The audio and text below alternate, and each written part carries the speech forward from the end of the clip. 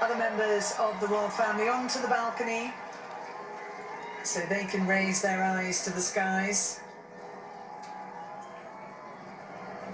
And 10 of the 15 squadrons represented were involved in D-Day, and in Wave 1 we have 3 Chinook helicopters from number 7 Squadron, based at RAF Odium in Hampshire, celebrating its 110th anniversary this year.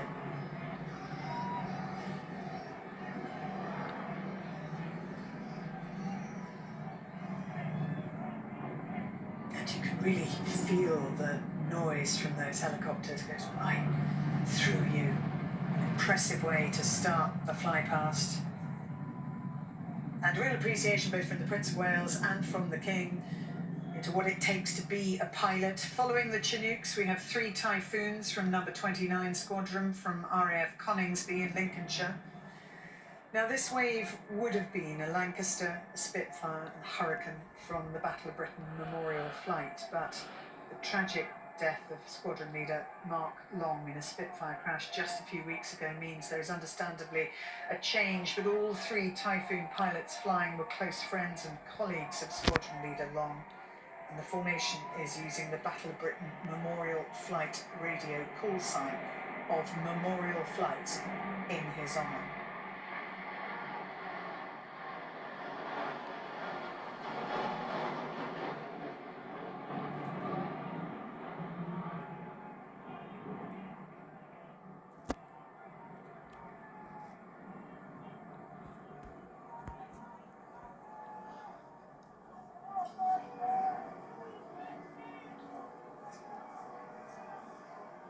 King, the Queen, the Duke and Duchess of Edinburgh, looking up now to the C-17 Globemaster from 99 Squadron, based at RAF Brize Norton. This is the largest aircraft in the Flypast today.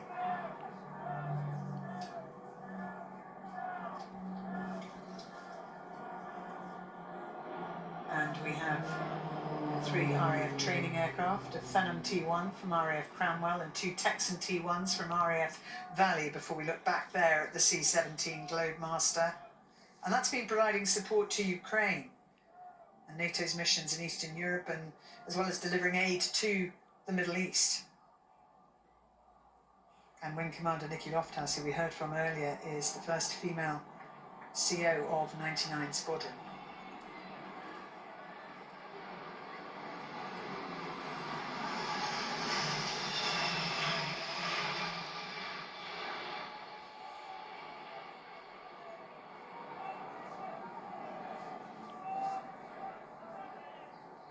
Now, the second wave of transport aircraft, the Voyager, a modified civilian Airbus A330-200 passenger aircraft, and an A400M Atlas. The Voyager is the RAF's only air-to-air refuelling aircraft, so fuel carried within the existing tanks in the wings, the centre and tail fuel tanks. The A400M Atlas that follows can carry 30 tonnes and can land on very remote airfields or on short, unprepared or semi-prepared strips.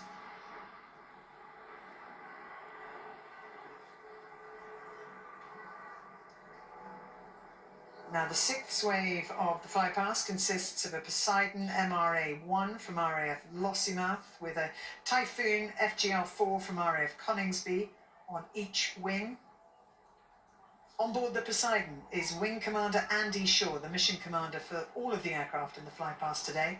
He'll be in the rear of the aircraft, monitoring radios and displays and making sure every aircraft in the entire Flypast can safely make it over the palace on time and then back to their home bases.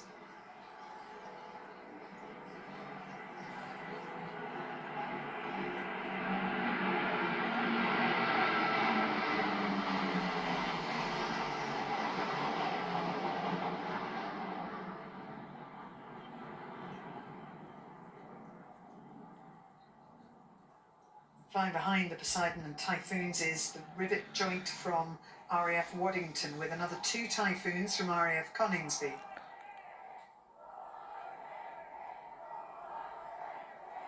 And there's a lot of experience on the balcony amongst members of the royal family in terms of flying, the King, the Prince of Wales as well, and I I think, interest from the younger members too. And the King's grandfather, King George VI, also served with the RAF and was the first member of the British royal family to be certified as a fully qualified pilot.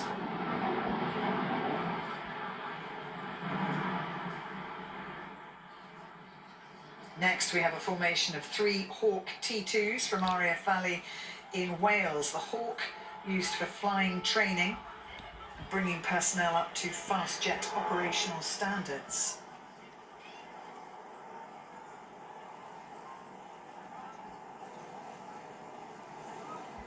Prince of Wales, or Flight Lieutenant Wales as he was known in the RAF, joined Sea Flight 22 Squadron at RAF Valley in Anglesey. In September 2010, he was a search and rescue pilot, spent 3 years doing that, and is therefore the 4th successive generation of the monarchy to become an RAF pilot. I think saying to Prince Louis, if you want to do that, you can. Flying behind the Hawks is a formation of 4 F-35B Lightning jets from the Dambuster Squadron, based at RAF Marham in Norfolk. So they are a short takeoff and vertical landing aircraft. They can operate from really difficult environments, and they can come off aircraft carriers as well. Their commanding officer, Wing Commander Stu Campbell, has served in the RAF for 21 years.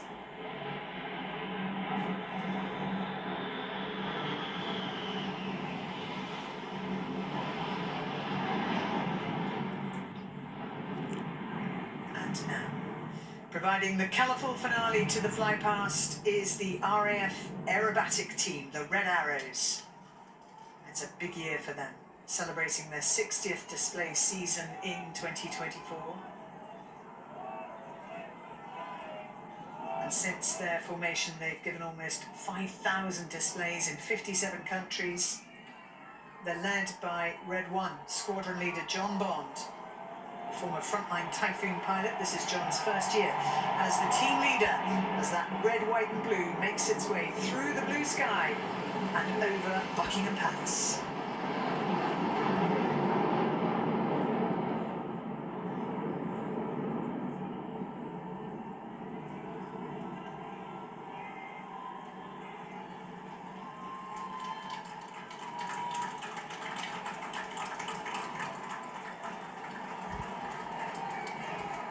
Recognition from those on the balcony to the fans below, who, having braved the weather, are now treated with summer sunshine.